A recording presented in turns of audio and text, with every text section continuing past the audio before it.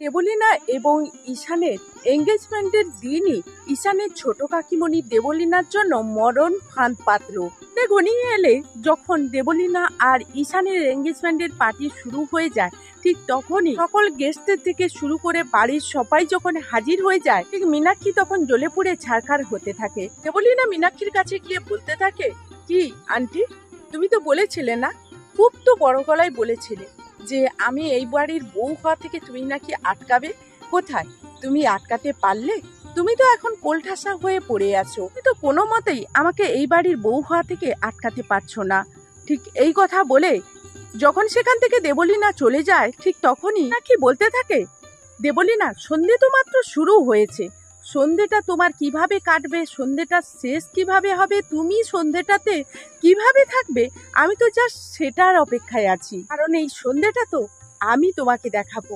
কারণ আজকে তুমি দেখবে আমার রূপ। আমার খুব বেশি স্বপ্ন না তুমি এই বাড়ির বউ হয়ে আসবে, এই গাঙ্গুলি বাড়িতে বউ হয়ে আসবে। এই স্বপ্ন আমি থাকতে তোমার কোনোদিনও পূরণ করতে দেব না। এই মীনাক্ষী বেঁচে থাকতে তোমার মতো কাল নাগিনী সাপকে কখনোই এই বাড়ির বউ হয়ে আসতে দেবে না। খুব বড় বড় চ্যাটাং চ্যাটাং কথা বলে তুমি আমাকে কালকের অপমান অপদস্থ করেছো, তাই না? ভুলে গেছো হয়তো তোমার দৌড়টা ঠিক কত দূর। তুমি দিদির আঁচলের নিচে থেকে তুমি কি ভেবেছো যে তুমি আমাকে বাঁদর নাচ দেখাবে, সেটা আমি সহ্য করে নেব? এতটাও সহজ নয়, আমি এটা কখনোই মেনে নেব না। সেখানে একজন গেস্ট বলতে থাকে, আচ্ছা ম্যাডাম, আপনি একটা কথা বলুন তো, আপনি আগে আপনার বড় ছেলের বিয়েটা না দিয়ে আপনার ছোট ছেলের বিয়েটা নিয়ে কেন মেতে উঠলেন? তখনই ইন্দ্রাণী বলতে থাকে, আমার ছোট ছেলের জন্য আমি যাকে পছন্দ করেছি সে আমার ছোট ছেলের উপযুক্ত, কিন্তু আমি আমার বড় ছেলের জন্য আমি যে মেয়েটা খুঁজছি সেটা এখনো খুঁজে পাইনি।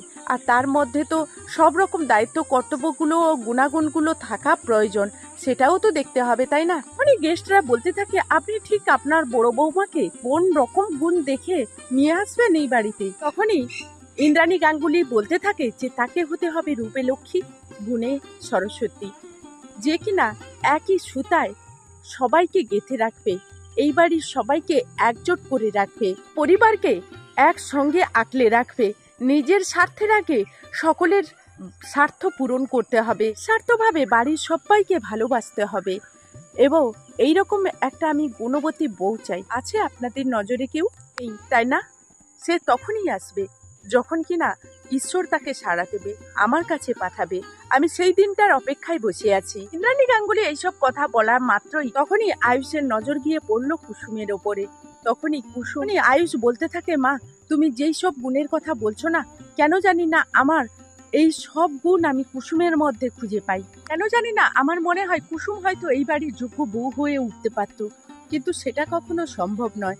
তবুও আমি কুসুমের চোখে তোমার জন্য যে শ্রদ্ধা ভালোবাসা দেখতে পাই না, হয়তো আর তোমাকে কেউ কখনো করতে পারবে না, এবং আমি এই সংসারটা নিশ্চিন্তে ওর হাতে দিতে পারতাম।